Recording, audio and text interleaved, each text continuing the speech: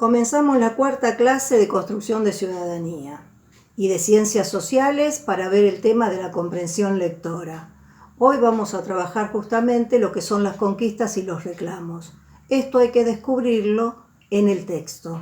¿Cómo lo descubrimos? Una vez que hicimos las dos lecturas previas, la lectura global y la lectura analítica, y pasamos a la identificación de los actores sociales, vamos a pasar a identificar los intereses en juego, los problemas sociales y los conflictos sociales.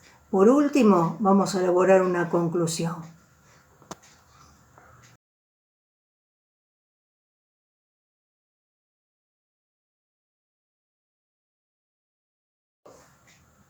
Ahora bien, hablamos de conquistas y de reclamos. ¿Por qué va a ocurrir esto? Porque los actores sociales siempre se van a encontrar enfrentados. Porque hablamos que con los actores sociales teníamos una clase alta, dirigente por lo general, y una clase pobre, que era el pueblo. Estos enfrentamientos se van a dar siempre porque el poder que tiene la gente que está en el gobierno, obviamente, hace que sea asimétrico respecto del poder del pueblo. Hoy voy a usar como ejemplo la República Romana.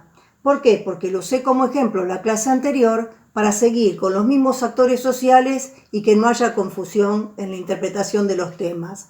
Pero no estoy hablando solamente de la República Romana, del Estado romano, sino ustedes recuerden que estamos viendo comprensión lectora en los textos de ciencias sociales. Entonces, lo que hay que comprender es que esto sucede en todo momento, en todo espacio, en todo lugar, con distintos tiempos, desde las primeras organizaciones sociales, desde los inicios de la historia de la humanidad hasta la actualidad.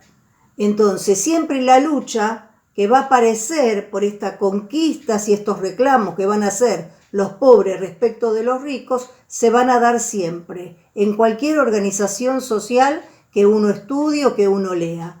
Por eso tenemos, por un lado, a la clase dirigente y por el otro lado tenemos al pueblo. Entonces, en el Estado romano hablábamos de dos actores sociales, los patricios y los plebeyos. Clase social baja, estos campesinos que le reclamaban a los patricios la posibilidad de pagar menos impuestos porque los impuestos que le cobraban eran muy caros, también la posibilidad de que si les pedían un préstamo a los patricios y no podían devolver en término ese dinero, no lo llevaran a una esclavitud por deuda, y lo otro que le pedían era que le dieran parcelas de tierra para poder tener su propia tierra y trabajarla.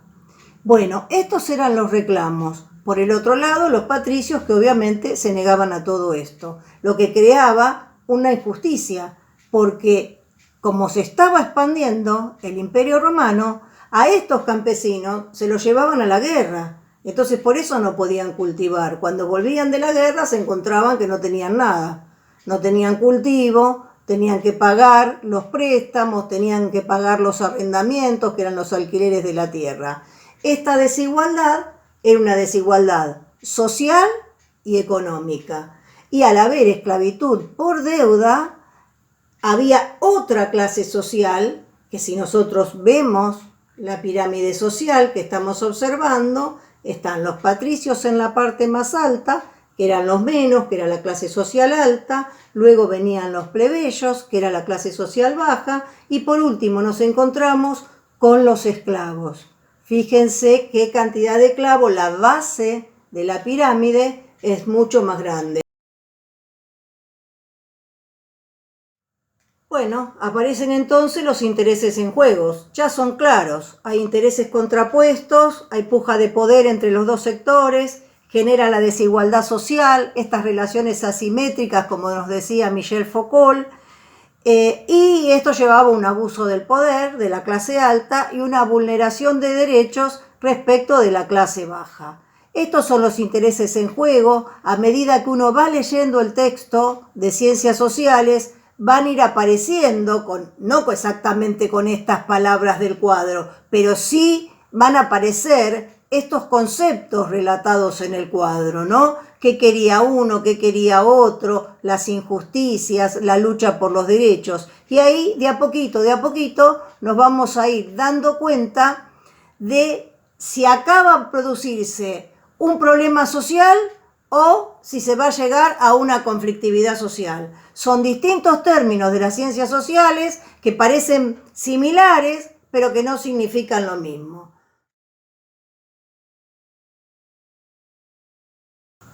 Bien, los problemas sociales se dan por distintas causas. Ya explicamos que el conflicto está, dimos un ejemplo para entender la situación, el problema. Puede haber, de parte de los grupos más pobres, cierta apatía a participar en política. Esto es una falta de participación en política, no quieren participar, no quieren ser parte de una lucha. Puede haber también, muchas veces, temor al abuso del poder. Por ejemplo, si estamos con gobiernos que son gobiernos militares o a veces gobiernos democráticos, pero que igual reprimen, de salir a manifestarse, de hacer una marcha, tienen temor a ese abuso del poder porque por ahí lo reprimen, lo golpean, lo lastiman o lo llevan preso, lo llevan detenido. Por el otro lado, a veces nos encontramos con actores sociales pasivos. Bueno, no me importa, esto está así, sigo en la pobreza, sigo sin mis derechos, la lucho de otra manera, no salgo de mi casa, no protesto. Por el otro lado, el tema de la ciudadanía restringida. No nos olvidemos que cuando los habitantes no tienen derechos, tienen muy pocos derechos, también no tienen herramientas como para salir a luchar y como para salir a conseguirlos.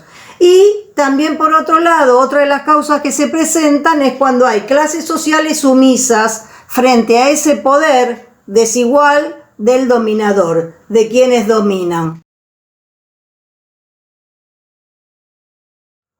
Y entonces, ¿qué es el conflicto social? ¿O cuándo aparece el conflicto social?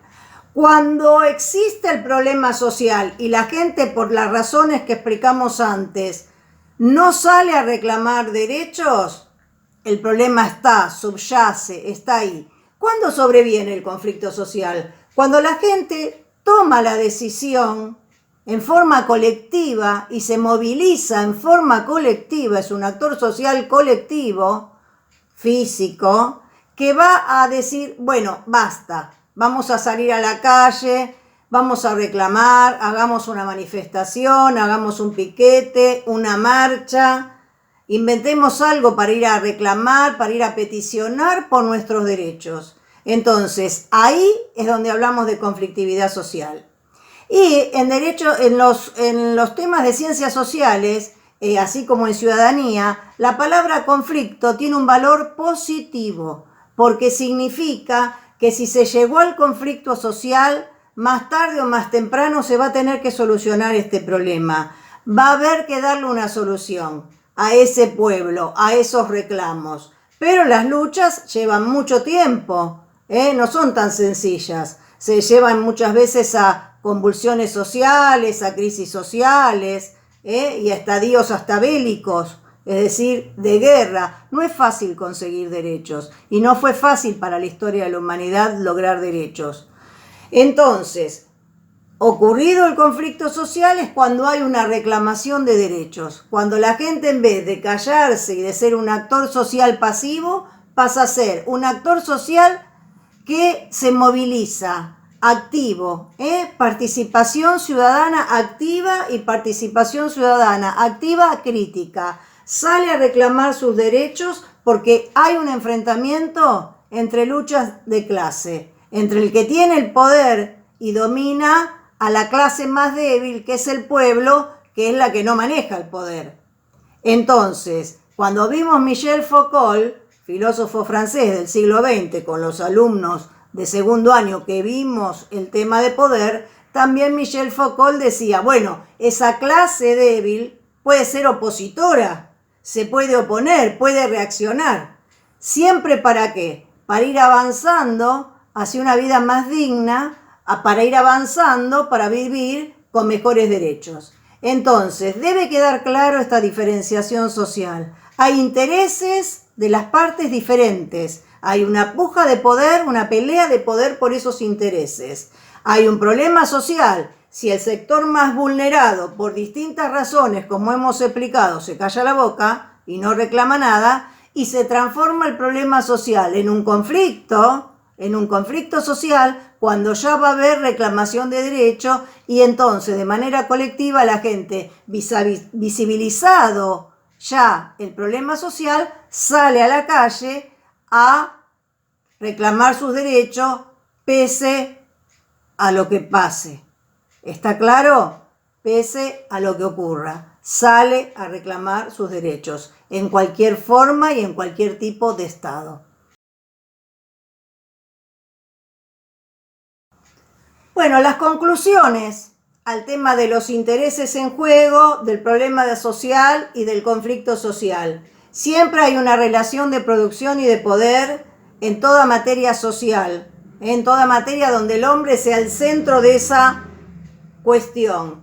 Entonces, las relaciones de producción y de poder se van a dar entre la masa trabajadora y el Estado. Siempre, siempre. Y acuérdense que esto es aplicado a cualquier texto de ciencias sociales, a cualquier organización social que estemos viendo. Los pueblos van a tener que seguir luchando por una exigibilidad de derechos.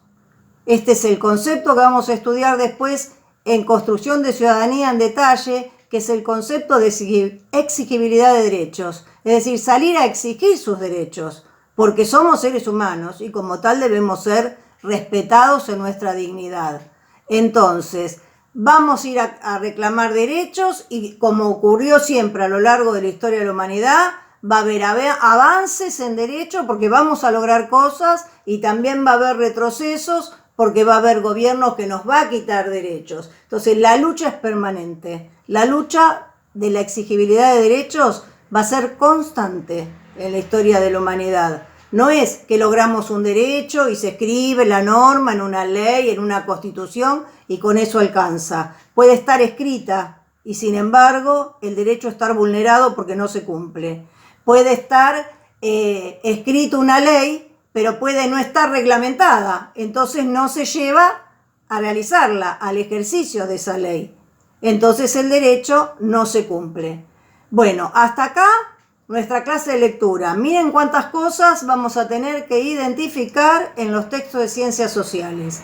Para la próxima clase, lo que vamos a tener que identificar bien son las dimensiones o planos de la realidad social, que son 7, y tenemos que tenerlos bien claros para poderlos identificar en el texto.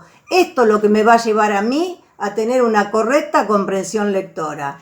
Bueno, un beso grande a todos y hasta la próxima.